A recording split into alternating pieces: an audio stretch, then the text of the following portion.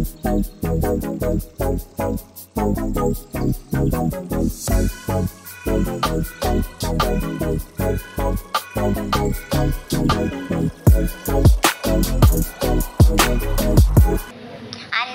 శుభోదయం. నా పేరు తేజస్విని.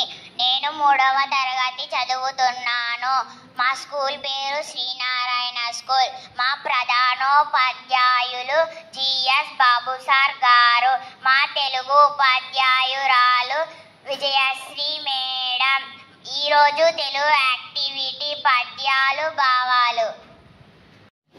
నా పేరు అద్వైత్. నేను 3వ తరగతి చదువుతున్నాను. నా పేరు తేజస్వి. నేను 3వ తరగతి చదువుతున్నాను.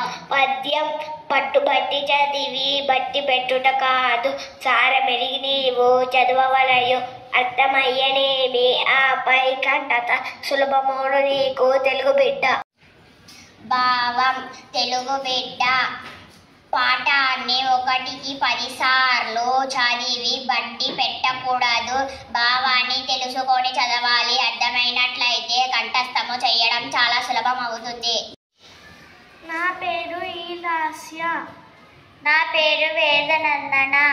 పద్యం చదువు రాని వాణి జనులు మెచ్చరు సొమ్ము, చదువు నేర్చువాని జగము మెచ్చు, దేశకాలగతులు తెలియగా వచ్చును, తెలియ మంచి చెడ్డ తెలుగు బిడ్డ.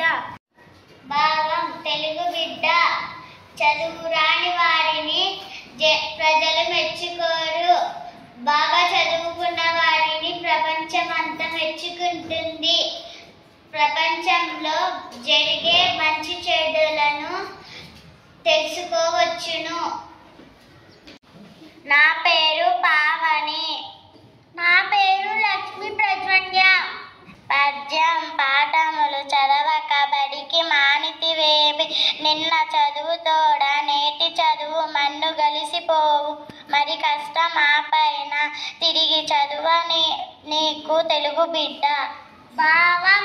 తెలుగు బిడ్డ పాఠాలు రాలేదని బడి మాని వేయకూడదు. నిన్నటి పాఠాలు ఈరోజు పాఠాలు మొత్తం కలిపి చదవడం చాలా కష్టం అవుతుంది.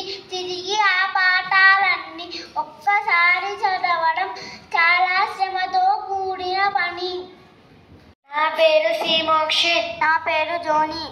పద్యం పుస్తకముల నీవు పువ్వు ఓలెను చూడు, చింపబోకు మురిగి చెయ్యబోకు, పరుల పుస్తకములను ఎరువు తెచ్చితివేమి, తిరిగి ఇమ్మువేగా తెలుగు బిడ్డ. భావం. తెలుగు బిడ్డ పుస్తకాలను పువ్వుల వలె పూజించాలి. వాటిని చింపడం, అపరిశుభ్రం చేయడం మంచిది కాదు. ఇతరుల పుస్తకాలను తెచ్చినట్లయితే వాటిని తొందరగా తిరిగి ఇచ్చి వేయవలెను. నా పేరు రమ్యశ్రీ. నా పేరు సాయితి.